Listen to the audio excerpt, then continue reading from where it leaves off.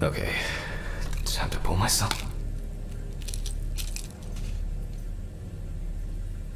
and get back to work.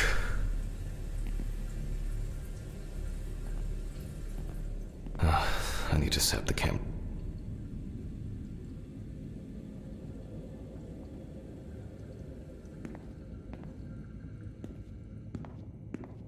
But the word is...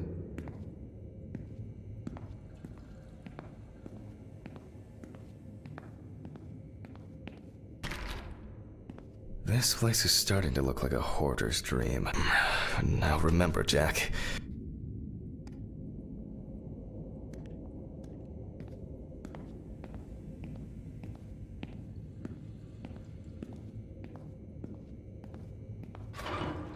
Hopefully the new tripod is going to hold up.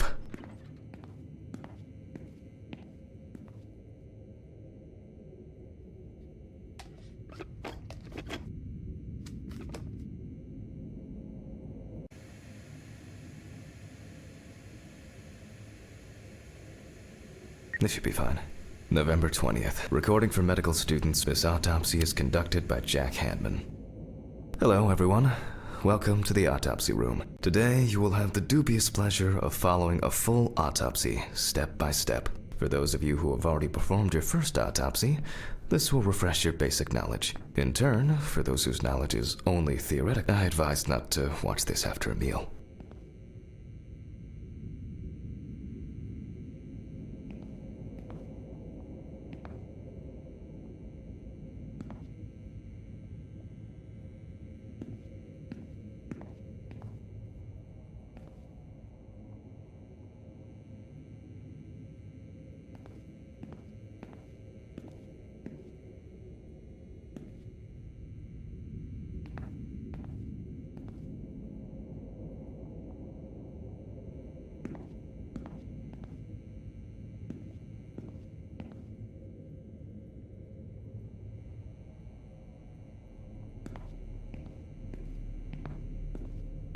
Let's start.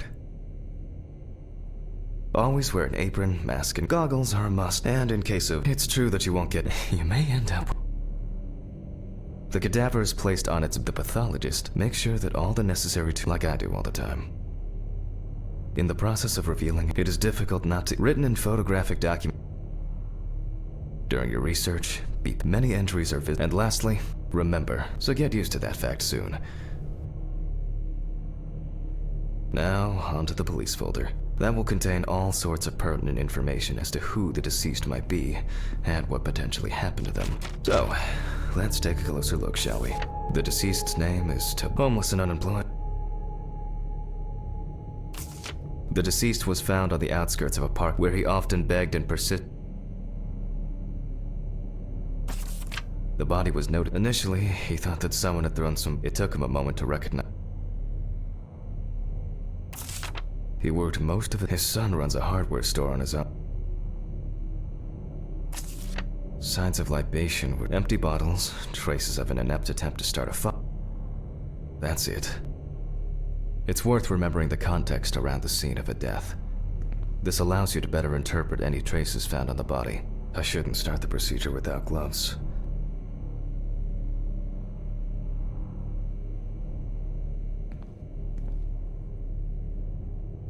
Now it's our turn to take some pictures for our file. If I can just remember where I left the camera.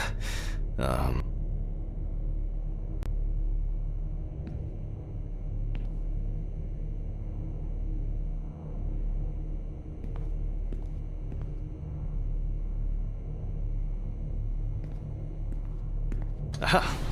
There you are. I knew it was here somewhere. As I mentioned at the beginning, before we begin the internal examination, we need to document the cadaver and the condition it arrived in. We begin with a full body photo. Try and stick to the top-down rule. Voila! Now we move on to the next step. Take your time. You're looking for anything out of the ordinary.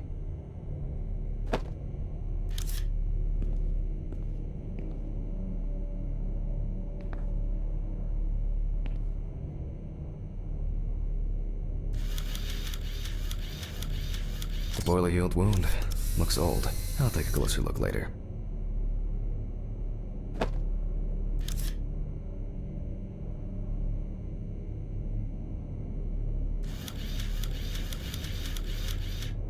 some wounds in the feet and signs of frostbite, probably because the subject's shoes were too small.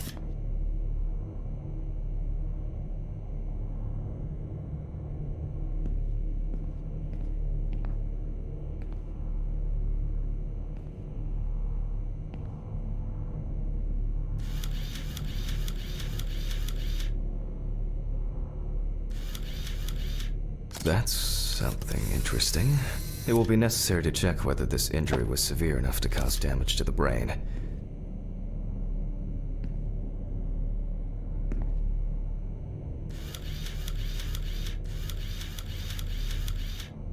Hardened hands, worn out by physical work, and frostbite?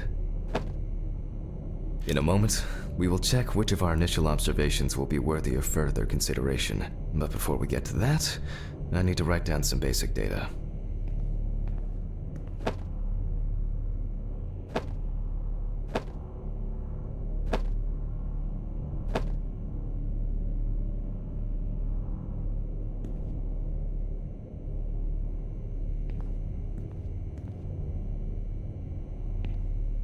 Scalpel, system.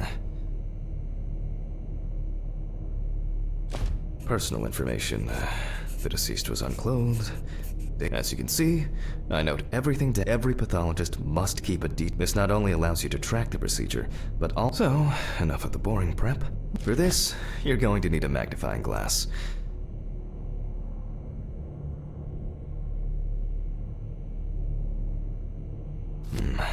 Which spot first?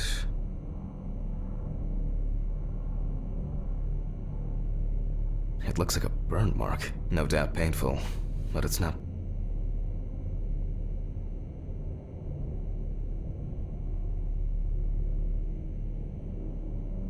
Here we can see frostbite on the fingertips. We can tell by the characteristic.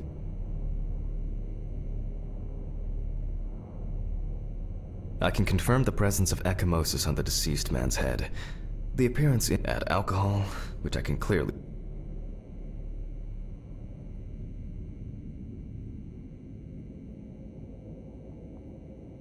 Definitely a painful mix of frostbite, abrasions, and old Toby had been wearing shoes too. So far, there are a lot of superficial wounds, but only one serious injury to the head. Let's go back to our notes. First, I mark the location of the injuries and make notes for the head wound. Definitely an important clue. This is even though this type of wound didn't contribute to the deceit, we're not in frost season yet.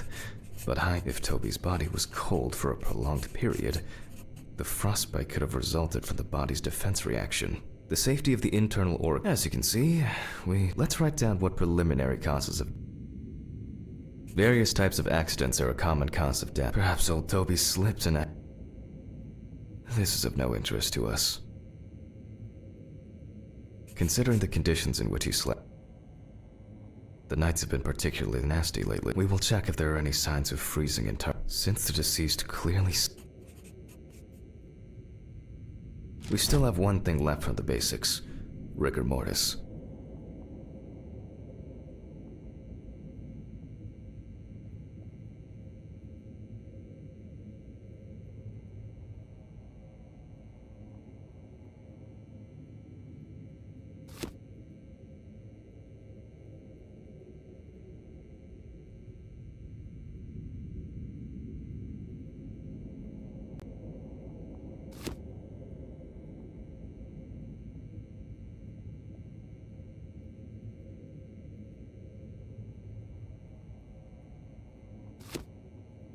Well, we take our deceased by the hand. Gradually we raise it.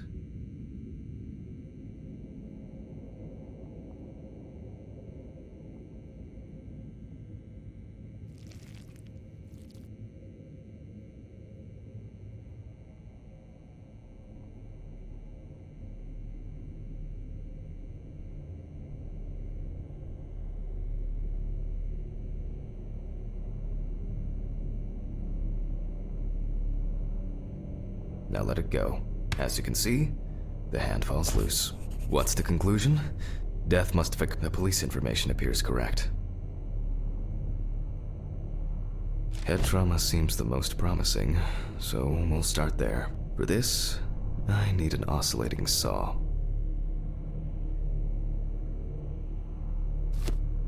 The cut is made from ear to ear.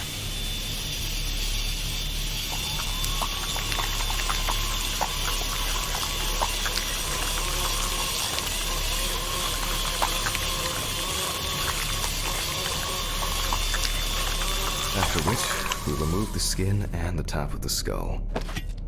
After the basic examination, we can see that the brain's cerebral gyri in both. Some pathologists prefer to examine organs without removing them. However, for me, it's much more convenient to examine them on a board, which we'll do now. Holding a long, narrow blade knife in the dominant hand, we slowly cut the cranial nerves on both sides, all the time pulling.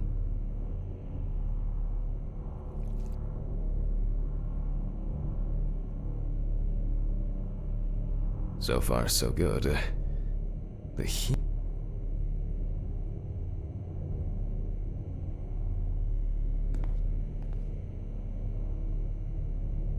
We can rule the fatal accident out as well.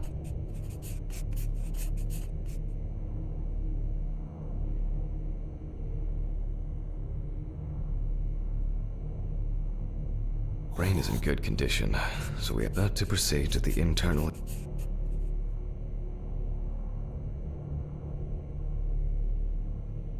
I grab a scalpel from my kit. The incision should be in the shape of a letter Y. We use a deep cut to reach all the way to the ribs and to penetrate the abdominal wall. Alright, now we peel back and separate the skin.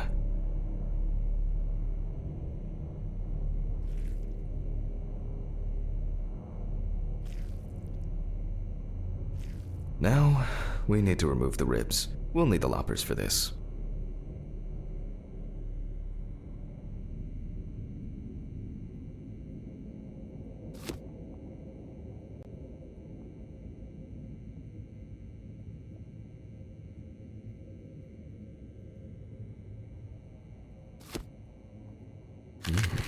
Quite a satisfying crunch, for some anyway. After removing the cartilage tissue, we instantly notice two things. Firstly, we can see widespread black and tarry deposits. Despite the tragic condition of the lungs, they are not the cause of death. Alice smoked too. It didn't kill her, but... what was I talking about? Lungs. Yes. Advanced.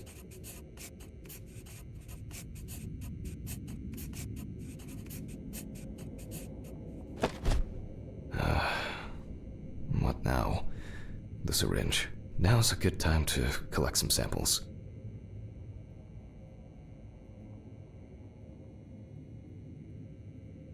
Specifically, 3. From the vitreous humor analysis is very useful in indicating long-term alcohol abuse. 5 milliliters from the left ventricle should do it. Left on the bladder, we draw about 10 milliliters of fluid. Now we take our samples to the centrifuge, but before my dyscalculia means that I always double-check the setting.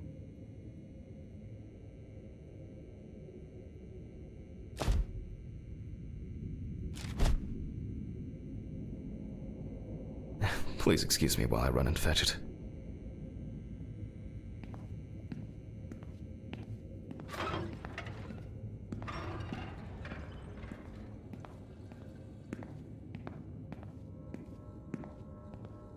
This whole thing is covered in stains.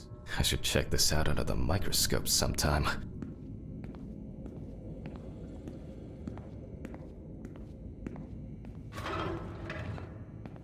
Let's get back to the examination. We put all of the samples into the rotor.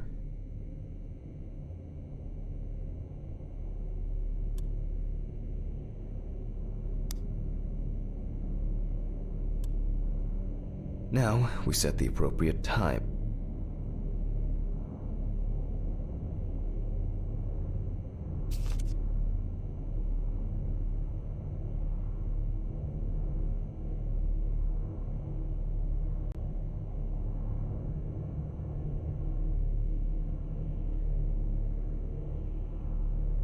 Okay, let's roll.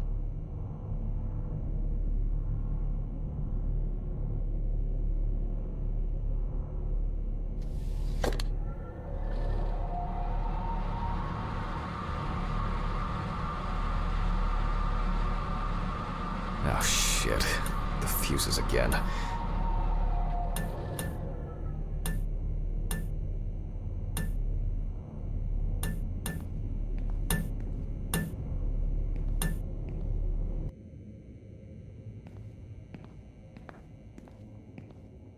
Let's see what we've got here.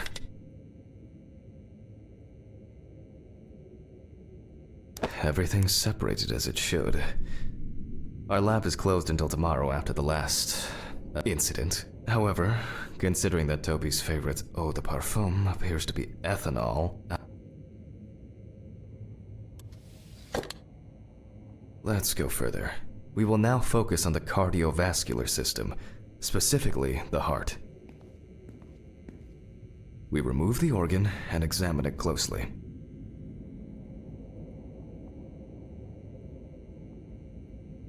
We look for dark hypoxic areas, clots, or other elements that stand out as abnormal. At first glance, the heart looks fine. The pulmonary trunk and aortas, there are no pathological changes that... Now let's take a closer look at the stomach. Size is normal, healthy, pink color.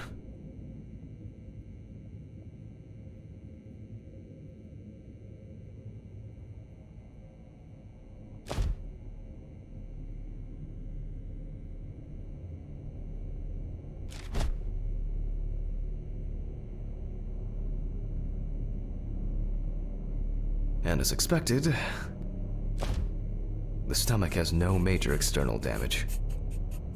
We must now cut it open and inspect it. We will do it carefully so that its contents do not spill out.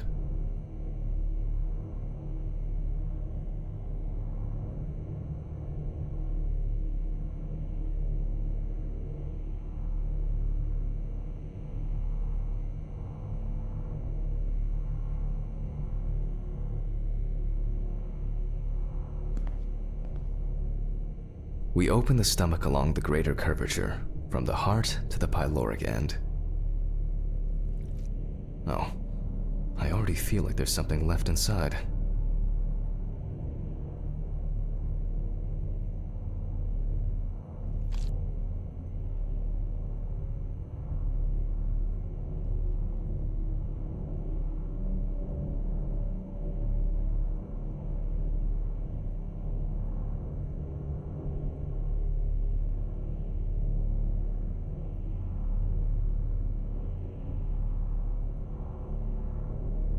Okay, large amount of gas, small amounts of yellow, grayish food content. Either our deceased hadn't eaten in days, or the bulk of his stomach had already found a way out. Looks like I'll have to find the missing content. No, everything is spills.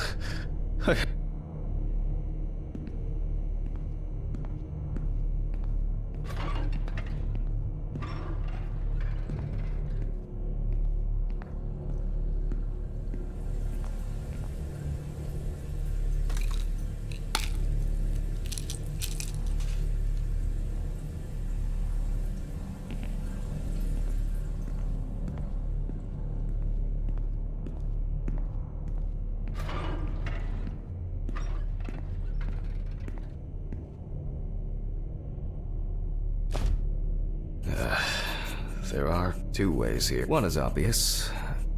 It couldn't have been suffocation, could it? I'll add this to the list and move on to the deceased.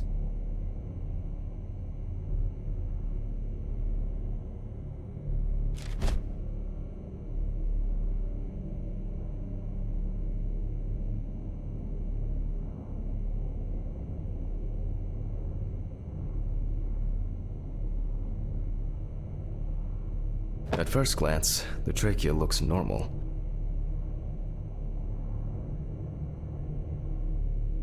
Same result as with the stomach. The external inspection doesn't tell us anything.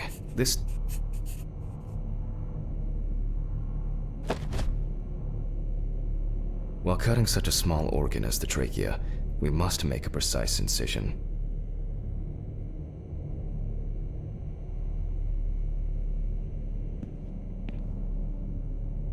To be able to cut with the very tip of the blade, we must hold the scalpel as we would a pen. And after careful examination of a clogged trachea, it's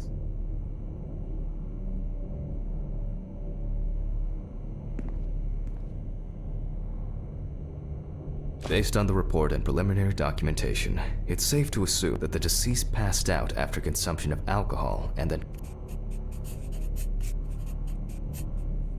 then the gastric contents refluxed and flooded the airways, causing death. That's why we don't forget about the recovery position at dorm parties.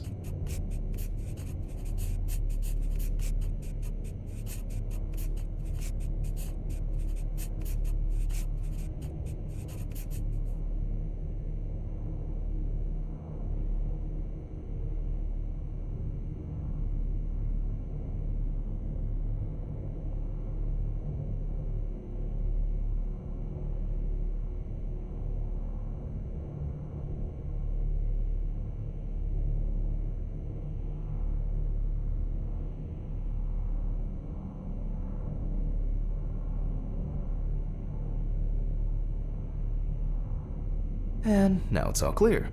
The death was suffocation. Now, signature.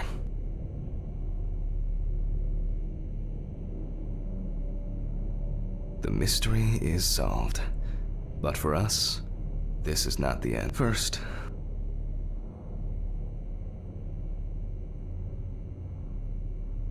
for this, we will need to close the body and grab the needle. First, we unroll the skin flaps. And then, we sew the deceased back up.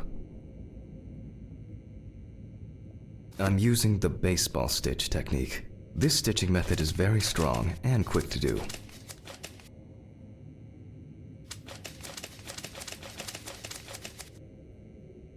Beautiful. Now we say goodbye to the deceased and put them safely in the fridge, ready for the next stage of their journey.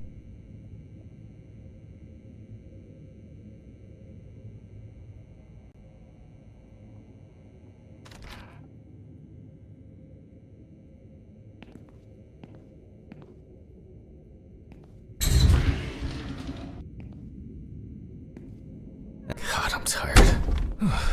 I'll drop these samples off at the lab on the way to the